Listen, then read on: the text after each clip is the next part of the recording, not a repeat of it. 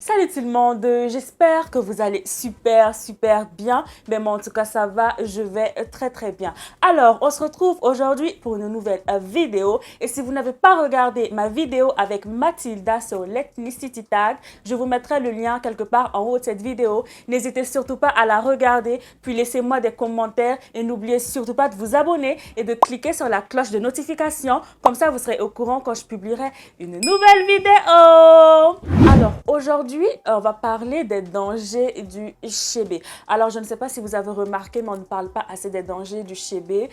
Partout sur le net, quand vous tapez chébé, vous ne voyez que les avantages. Personne ne nous parle des dangers et il faut peut-être l'avoir expérimenté soi-même ou l'avoir entendu par-ci, par-là ou par une copine en fait pour se rendre compte que le chébé a réellement des dangers s'il est mal utilisé. Alors déjà, je vous arrête, je ne suis pas professionnelle du chébé, je ne suis pas professionnelle du domaine de cheveux, mais en fait, je parle de mon expérience et de l'expérience en fait de quelques personnes que j'ai connues. Donc du coup, je tenais vraiment à parler en fait de ce thème-là. Alors, qu'est-ce que c'est que le chébé?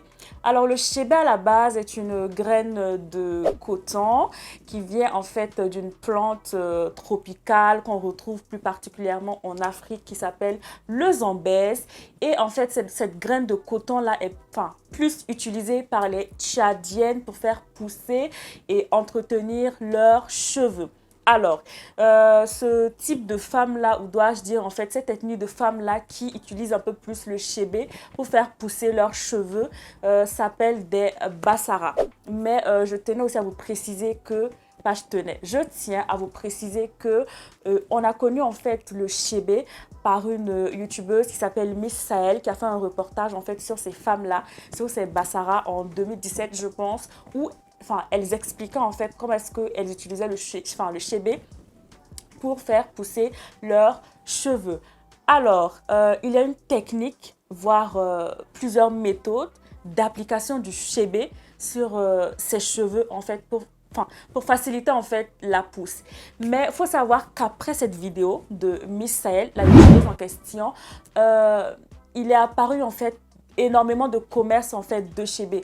Ça fait qu'en fait on ne sait plus en fait distinguer le vrai chébé du faux chébé. Il y a énormément de mélanges et vous savez en fait c'est une poudre noire. Donc du coup on ne sait pas quelles sont les composantes exactes en fait de ces soi-disant personnes ou de ces soi-disant boutiques ou dois-je dire industrie là qui fabrique et qui commercialise le chébé parce qu'il faut le dire en fait c'est devenu vraiment un commerce imminent partout parce que tout le monde veut avoir de beaux cheveux, tout le monde veut avoir des cheveux de tchadienne, donc on ne fait plus en fait attention aux produits en fait qu'on achète. Alors du coup on se retrouve avec des complications après l'application de ce soi-disant chébé là qui est commercialisé et ce sont des conséquences en fait comme des allergies, des brûlures en fait du cuir chevelu, je vais pas dire des intoxications, mais oui, des intoxications parce qu'il y a des personnes en fait qui ne supportent pas l'odeur du chébé et j'en fais partie. Moi, je suis complètement allergique au chébé et voilà, on faisait des trucs comme ça et on ne sait pas. Et qu'est-ce qui me dit en fait que je suis allergique au chébé? Peut-être que ce n'est absolument pas le vrai chébé en fait. C'est ça vraiment, c'est vraiment ça en fait le problème, c'est qu'on ne sait pas en fait si c'est réellement du chébé ou pas. Et aussi, il y a un truc qu'il faut ajouter, c'est que les gens ne... La plupart en fait des personnes ne savent absolument pas utiliser le chébé. Ils ne s'attardent même pas à comprendre comment est-ce qu'on l'explique. Le chébé est formellement interdit sur le cuir chevelu. Même ces soi-disant tchadiennes là, quand elles appliquent le chébé sur leurs cheveux, c'est vraiment à la racine du cheveu et un peu plus sur les longueurs. Ensuite, elles font des tresses, voilà, qu'elles laissent reposer. Elles refont la même chose plusieurs jours après. Jamais elles n'appliquent le chébé sur le cuir chevelu. Et en plus de ça, il y a des quantités à respecter. On ne respecte absolument pas les quantités et d'où voilà viennent en fait ces complications-là un peu plus tard. Et aussi, j'aimerais préciser que quand le chébé est mal utilisé, ça crée ce qu'on appelle l'alopécie radicale, c'est-à-dire que vous perdez absolument tous vos cheveux. Et c'est encore pire quand on ne sait pas si vous avez réellement utilisé le chébé ou pas. Du coup, en fait, il est réellement important que vous soyez renseigné sur le sujet avant d'appliquer la poudre de chébé en fait sur vos cheveux ou sur votre cuir chevelu. Et en plus de ça, renseignez-vous en fait sur qui vous achetez le chébé, sinon vous allez appliquer, je ne vais pas dire du n'importe quoi, mais vous allez appliquer quelque chose qui n'a absolument rien à voir avec ce soi-disant chébé-là. Il y a aussi un truc que je voulais rajouter, c'est que j'entends beaucoup de personnes qui disent moi j'ai de l'huile de chébé, moi j'ai de l'huile de chébé. Et moi, en fait, il y a une question que moi j'aimerais vous poser, c'est est-ce que vous savez comment est-ce que se prépare l'huile de chébé?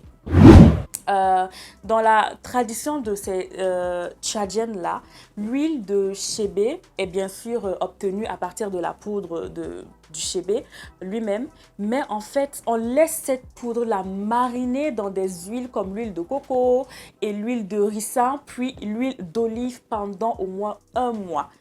C'est comme ça en fait qu'on obtient l'huile de chébé. Donc, est-ce que vous êtes réellement sûr que l'huile de chébé que vous avez est en fait le pur? Ça, c'est vraiment la question à se poser. Donc, du coup, faites attention à ce que vous appliquez sur votre cuir chevelu ou sur votre cheveu. Et en plus de ça, c'est pas parce que la voisine a utilisé de l'huile de chébé que l'huile de chébé va me réussir.